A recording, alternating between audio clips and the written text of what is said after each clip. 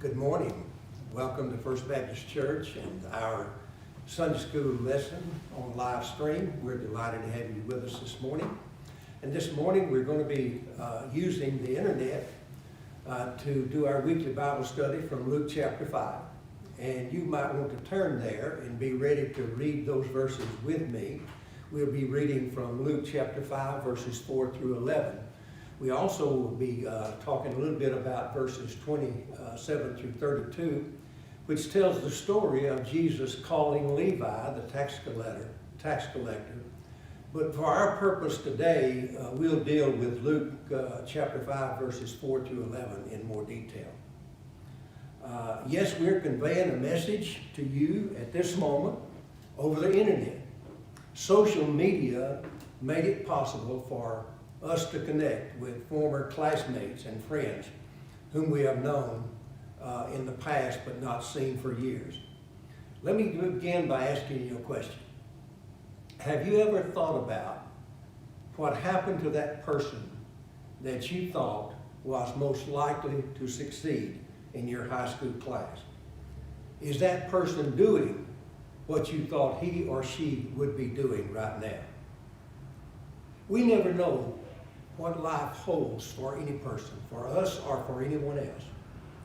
We never know what God can do with a person in his or her life.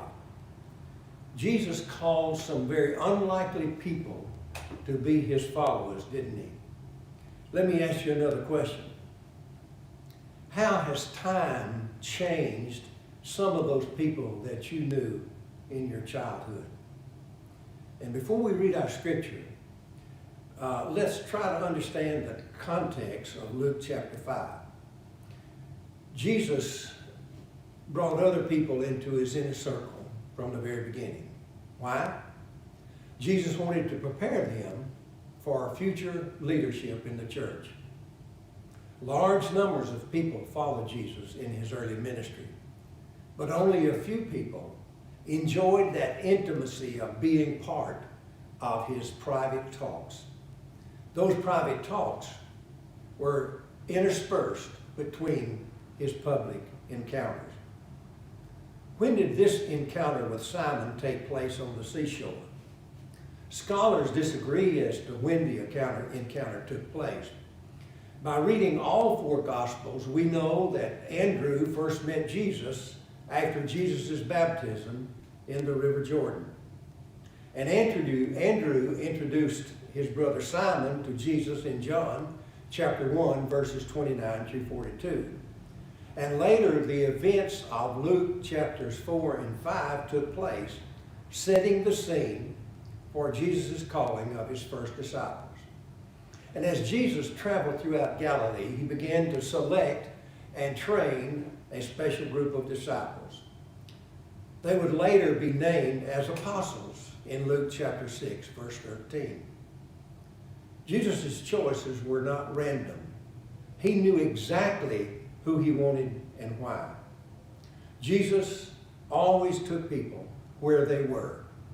At least 4 of his disciples were fishermen. And they would leave their nets, they would leave their families, they would leave their way of life, the safety of their livelihoods. These 4 fishermen would become fishers of men. One disciple was a tax collector who would become a collector of souls, which is the story we talked about in verses 27 through 32. Now let's look at our text in Luke chapter 5, verses 4 through 5, and let's read that. You can read along with me, beginning with Luke 5, verses 4 and through 5. And when he had finished speaking, he said to Simon, "Put out into the deep and let down your nets for a catch." And Simon answered, "Master, we have toiled all night and took nothing, but at your word I will let down the nets." So let's set the scene of what's happening here. Jesus has been walking along the seashore where crowds of people had pressed against him. They wanted to hear everything that Jesus was saying. And to avoid being crushed, Jesus entered one of the nearby fishing boats and asked its owner, Simon, to go out a little more from the shore so he could continue teaching the people. Jesus' choice of the boat was not at random. He knew what boat he wanted to be on and whose boat it was. He chose Simon Peter's boat on purpose. Jesus continued teaching the people. After he had finished teaching the people, he turned to Simon. Jesus did not immediately ask Simon to follow him. He simply told Simon, go out into the deep, put out into the deep. At this point of the day, the fish were probably not close to the shore, but out in the deep water. The fishermen would sometimes work together with one or two or more boats, circling a shoal of fish and dropping their nets and catching as many fish as they could. There may have been many reasons that Jesus wanted Simon to make a good catch of fish. Jesus knew they were unsuccessful during the night. He might have wanted to reward Simon for the use of his boat, because he chose that specifically. Jesus knew he was about to ask Simon to leave his fishing business and follow him, so why not give Simon a profitable catch? But more likely, Jesus was offering a spiritual object lesson that would lead directly to Simon's response in following Jesus. Notice Simon's response. Simon addressed Jesus as Master. Now, this word that Simon Peter uses for master means one standing over another. So Peter was recognizing Jesus' authority, and Jesus said, put out into the deep. Now, this verb, put out into the deep, is singular. So Jesus is speaking to one person here. And that person is Peter, because, see, Peter is the master of his boat and probably has the other boat working with him. Then Jesus said, let down your nets. The verb translated let down is plural, which means Jesus was speaking to the whole crew. Everybody probably owned both boats. Peter was the master of this boat that Jesus was on, but Jesus addressed everyone when he said, let down your nets. So Peter was saying to Jesus, go out into the deep water. He was speaking to the crew when he said, let down your nets. But at thy word shows Peter's obedience to Christ as master. Peter showed his obedience to Christ as master, but with no confidence whatsoever in the wisdom of this particular command, let down your nets. Because fishing in the Sea of Galilee was Peter's business. He knew what he was doing. He did it for a living. And Peter claimed superior knowledge of fishing on this occasion, even over Jesus. So let's look at our text in Luke 5, 6 through 7. And when they had done this, when they had gone out and let down their nets, they enclosed a large number of fish, and their nets were breaking. They signaled to their partners in the other boat to come and help them. And they came and they filled both of the boats so that they began to sink. That was a lot of fish. Now notice the phrase, when they had done this, indicates there were many fishermen, multiple fishermen that Jesus was speaking to when he said, let down your nets. Now, Simon led his co-workers to follow Jesus' instructions. Their willingness to follow Jesus had some astonishing results. They did not just catch some fish. They caught a large number of fish. In fact, they caught so many fish that their nets were breaking. And they called their partners in the other boats, and the boats came alongside of Peter's boats, and they filled both boats with fish. Now, the scene is one of both boats lowering their nets, probably more than once, and the harvest of the fish could not be explained in simple natural terms. William Barclay says in his commentary on Luke, there is in this story what we might call a list of conditions that are perfect for a miracle. First of all, there's the eye that sees. William Barclay said there is no need to think that Jesus created a shoal of fish for this occasion. For you see, the Sea of Galilee was 13 miles long, 8 miles wide. It laid in a dip of the earth's surface. It is 680 feet below sea level. And this gives an almost tropical climate to the area. In the Sea of Galilee, there was a phenomenal number of shoals of fish which covered the sea as if it were solid as much as sometimes an acre. And Jesus' keen eye could see the shoals of fish.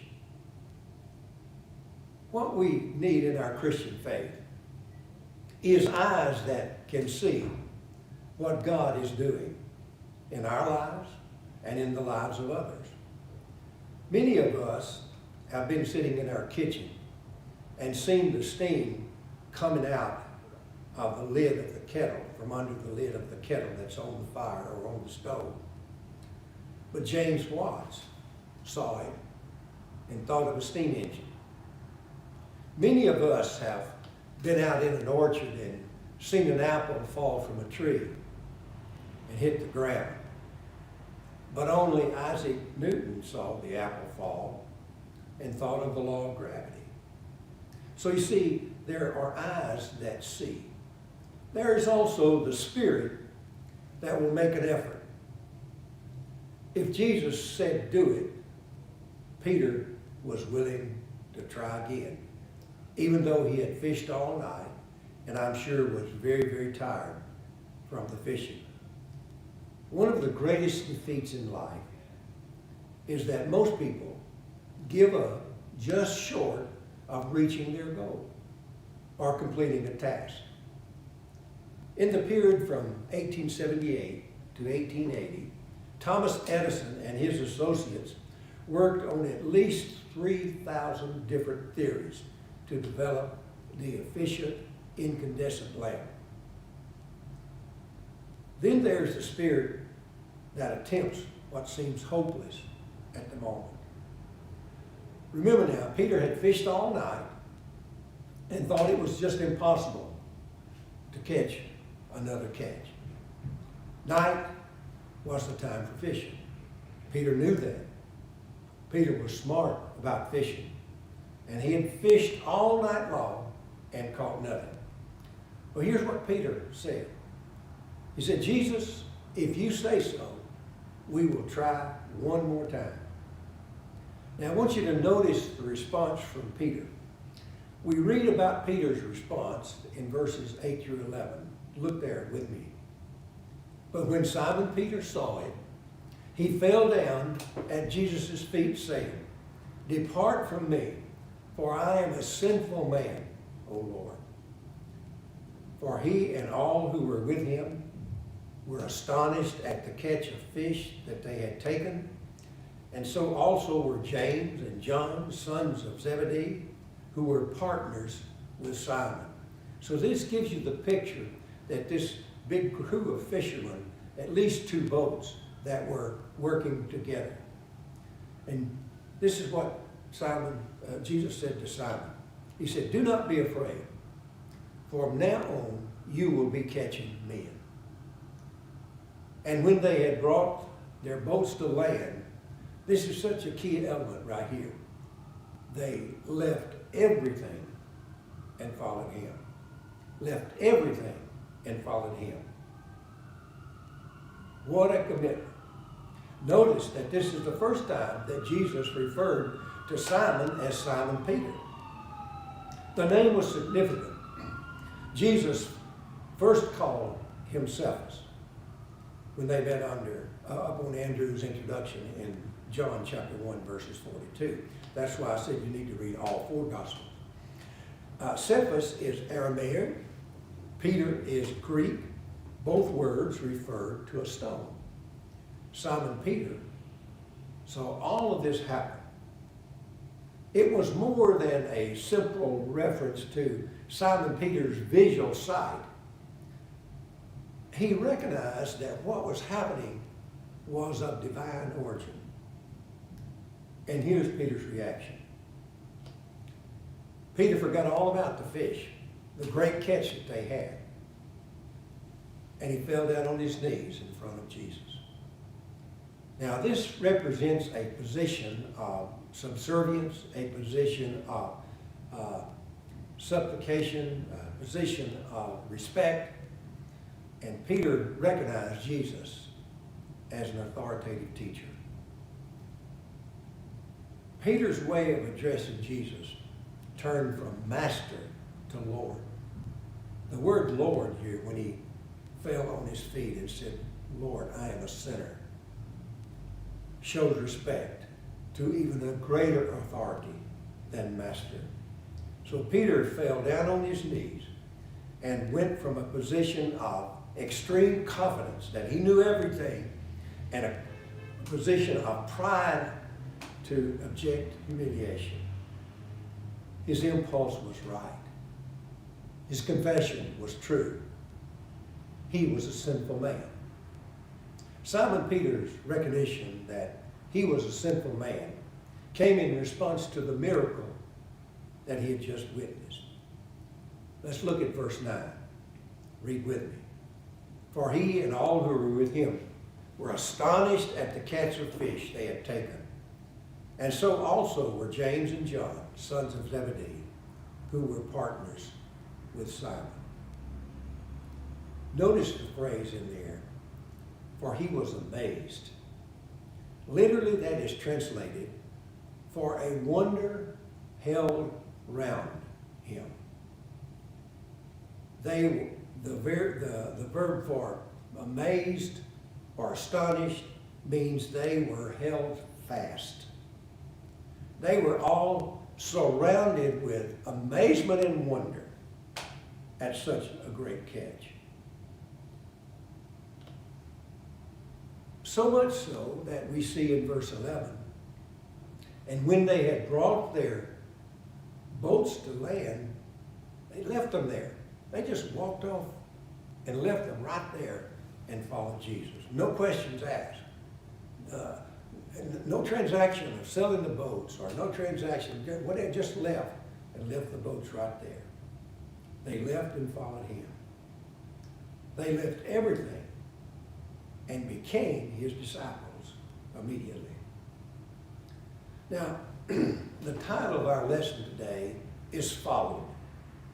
The point of our lesson today is Jesus uses ordinary people like me, like you, like everyone's listening, with diverse backgrounds, different personalities, different ways of accomplishing things, different sets of background and family, and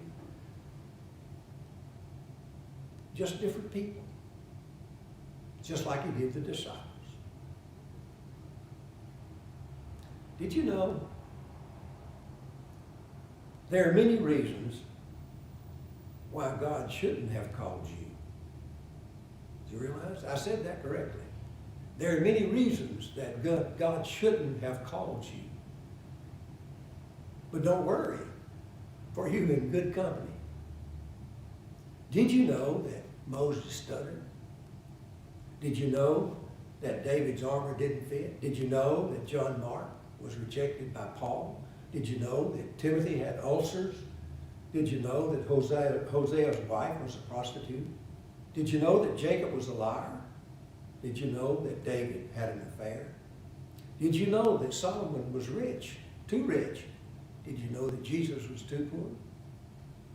Did you know that Abraham was too old? And did you know that David was too young? Did you know that Peter was afraid of death? Did you know that Lazarus was dead? Did you know that John was self-righteous? Did you know that Naomi was a widow? Did you know that Paul was a murderer? And so was Moses. Did you know that Jonah ran from God? Did you know that Miriam was a gossip? Did you know that Gideon and Thomas both doubted? Did you know that Jeremiah was depressed and suicidal? Did you know that Elijah burned out? Did you know that John the Baptist was a loudmouth? Did you know that Martha was a worrywart? Did you know that Mary was lazy? Did you know that Simon had long hair? And did you know that Noah got drunk? Did I mention that Moses had a short fuse? So did Peter and Paul. And well, lots of folks too. Maybe you. But God doesn't require a job interview. Aren't you glad? He doesn't hire and fire people like most bosses do. Aren't you glad? He doesn't look at financial gain or loss. And aren't you certainly glad about that? He's not prejudicial. He's not partial. He's not judging. He's not grudging. He's not sassy. He's not brassy. Not deaf to our cry, whatever it might be. And not blind to our need. As much as we try, God's gifts are free. You know, we could do wonderful things for wonderful people and still not be wonderful. But God still loves us. Satan says, you're not worthy. God says, so what? I am. Satan looks back and sees our mistakes. God looks back and sees the cross.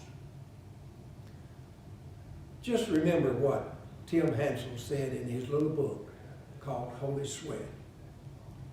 God uses what you have to fill a need which you never could have filled. God uses where you are to take you where you never could have gone. God uses what you can do to accomplish what you never could have done.